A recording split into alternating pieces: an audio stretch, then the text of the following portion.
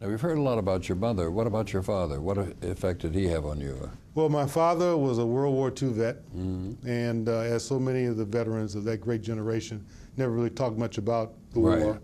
He served in the Pacific. He fought in Burma, and he was in India, Australia, and he was a strong, determined man who worked hard, and he thought that as long as he was the breadwinner for the family, that was what he needed to do. And so the person who really interacted with me outside of school was my mother. I wanted to share with you something that was very traumatic and very important in terms of my Peace Corps service. When I was in Peace Corps, Dr. King and Robert Kennedy were both assassinated. And I lost my faith in my country to solve the great social problems of the time, and I wanted to come home.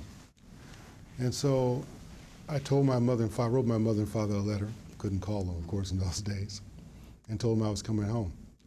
My father, who had never written me a letter in his entire life, wrote me a letter. And in his letter he said, do not come home. He says, what you're doing now is very important. You're giving people an opportunity to learn about Americans, you're learning about the people there. He says, you're doing things I never even expected you to do. It's more important that you stay there. You could come home and then you can be of service when you get back. That was the first time and the only time my father ever wrote me a letter. And it convinced me to stay in the Peace Corps at that moment in time. Did you talk to him about that in later years? I did. I still have the letter to this day. I would think you would.